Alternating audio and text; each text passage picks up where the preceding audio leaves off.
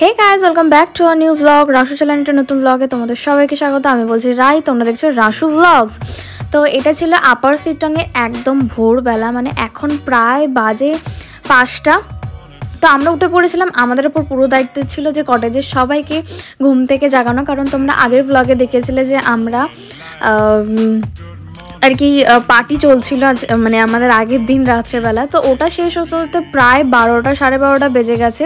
তো আমাদের ঘুমোতে অনেক লেট হয়ে গেছিলো। আর এটা ছিল সেই জায়গা যেখান থেকে তোমরা সূর্য উদয় দেখতে পারবে, I mean sunrise view point. যেখানে আমাদের ব্যাড লাকটা খারাপ ছিল যে পুরো মানে মেঘলা ওয়েদার ছিল বলে অ্যান্ড কুয়াশা ছিল বলে আমরা সানরাইজটা অত ভালো করে দেখতে পারিনি। তো এই যে গুড মর্নিং। তো এখন আমরা প্রায় 5টা থেকে সবাইকে জাগানোর পর সবাই উঠে এসেছিলো। তো তারপর এই যে কি দারুণ লাগছে। আচ্ছা, তোমরা আমাকে এটা বলো যে রাত্রেবেলা কোনো দিন চা বাগানের ভেতরে গিয়ে ভিউটা দেখেছো? সিরিয়াসলি আমার আগের ভিডিওতে তোমাদের বলা হয়নি, আমি মানে চারিদিক এত অন্ধকার বলে আমি এত পরিমাণে ভয় পাচ্ছিলাম। বাট একটা দিদিভাই ছিল, যেটাকে তোমরা আগের ব্লগে দেখেছিলো দিদিভাইটাকে, তো বলেছে তুই চল, তোর সব ভয় মিটে যাবে। অ্যান্ড সিরিয়াসলি আমি আর দিদিভাই গেছিলাম। দিদিভাই প্রচণ্ড সাহসী। তো দিদিভাইয়ের আমি যখন চায়ের বাগানে গিয়েছিলাম, রাত্রেবেলার ভিউটা তোমরা জাস্ট দেখবে, সেরা দেখতে, মানে অসাধারণ।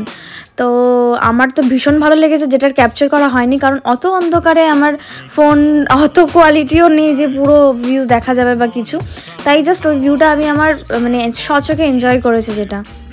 দেন সকালে চাটা খেয়ে আমরা চলে যাচ্ছিলাম টেগর হিলস দেখতে। এই দেখো, দেখতে পাচ্ছ পুরো টেগরের মতো, মানে রবীন্দ্রনাথ ঠাকুরের পুরো মূর্তির মতো। তো তার জন্যই কোনো এক লেখক এখানে নাম দিয়েছে রবীন্দ্রনাথ টেগরের জন্য। আর তোমরা কি জানো রবীন্দ্রনাথ ঠাকুরের এখানে বাড়িও আছে? সেটা আমাদের দেখেছি, বাট সেটা আমাদের ভিডিও করা হয়নি কারণ রাস্তাটা এত বাজে ছিল।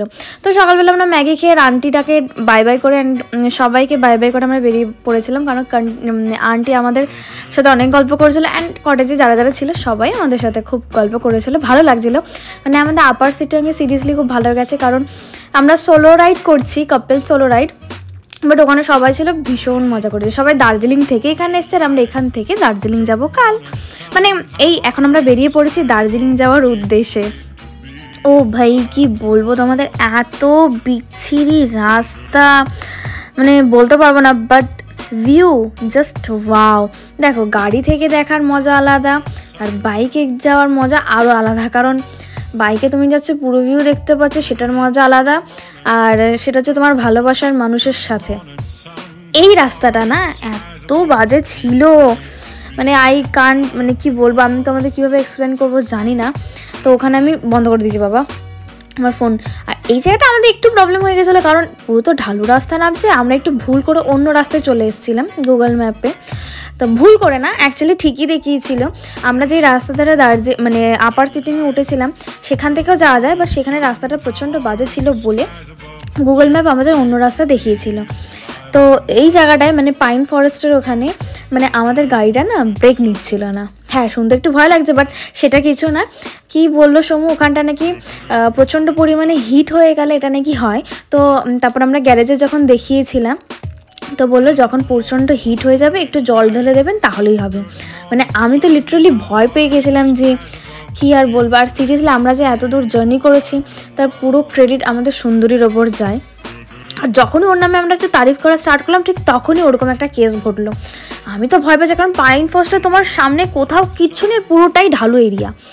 আর কি বলবো, যাই হোক, অনেক ভয়, অনেক মজা, অনেক এনজয়, অনেক ভালো লাগা সব কিছু নিয়ে কিন্তু আমরা ট্রাভেলটা করেছেন। সিরিয়াসলি দারুণ, ওয়াও। ফার্স্ট রাইড করেছিলাম। দেন ওখান থেকে সবাইকে জিজ্ঞেস করতে করতে বললো হ্যাঁ, কিন্তু গুগল ম্যাপ সবসময় কিন্তু ভুল দেখায় না, গুগল ম্যাপ অলওয়েজ সঠিকই দেখায়।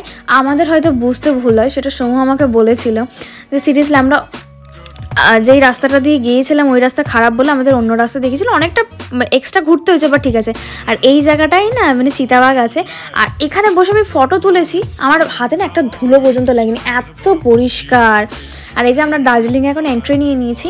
দার্জিলিং অবধি আমি ভিডিওটা দেখাবো, পরের দার্জিলিংয়ে গিয়ে কোথায় কোথায় গেছি সেটা আমি তোমাদের পরের ব্লগে শেয়ার করবো। হ্যাঁ, ভিডিওটা আপলোড করতে অনেক দেরি হয়ে গেল, কারণ নেট ছিল না আমাদের বাড়ির ওয়াইফাই কানেকশানটা না কদিন ধরে খুব প্রবলেম করছিল। ওয়াইফাই কানেকশান না থাকলে না ইউটিউবে ভিডিও পোস্ট করা বহুত ইম্পসিবল।